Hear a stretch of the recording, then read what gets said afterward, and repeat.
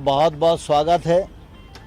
और हम सब जानते हैं कि पश्चिमी उत्तर प्रदेश और बागपत जिला ये किसानी के मामले में पूरे देश में मशहूर है और सब इस बात को भली भांति जानते हैं कि इस देश के बड़े किसान नेता चौधरी चरण सिंह जी भी इसी क्षेत्र से रहे और आज ये सारे किसान यहाँ सिर्फ इसलिए चलकर आए हैं क्योंकि एक कृषि सुधार बिलों का समर्थन करना चाहते हैं। इन्होंने सबने मिलकर मुझे समर्थन पत्र भी दिया है और इन्होंने यह भी कहा है कि कृषि सुधार बिल में संशोधन के मामले में सरकार को किसी दबाव में आने की ज़रूरत नहीं है। ये बिल वर्षों बाद संसद ने पारित किए और इससे किसान के जीवन में खुशहाली आएगी।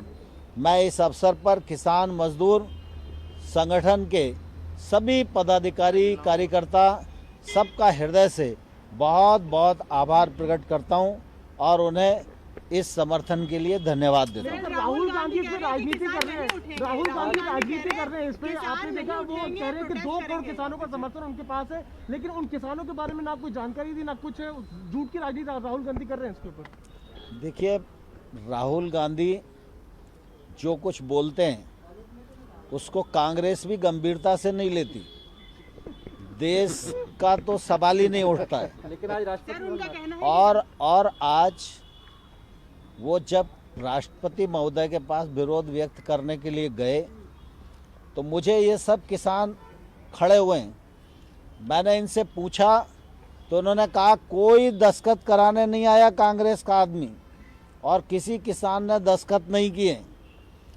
दूसरा, अगर राहुल गांधी को इतनी किसानों की चिंता थी तो जब उनकी सरकार थी तो सरकार के माध्यम से कुछ न कुछ किसानों के लिए कर सकते थे।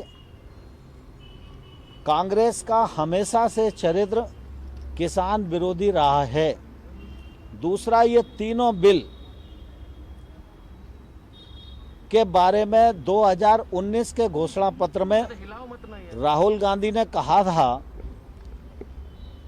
कि हम सरकार में आएंगे तो एपीएमसी को ख़त्म करेंगे, बिना टैक्स के किसान की फसल की खरीद फरोख्त हो ये सुनिश्चित करेंगे, कॉन्ट्रैक्ट फार्मिंग को बढ़ावा दिया जाएगा और एसेंशियल कमोडिटी एक्ट को समाप्त करके उसको नया बनाया जाएगा।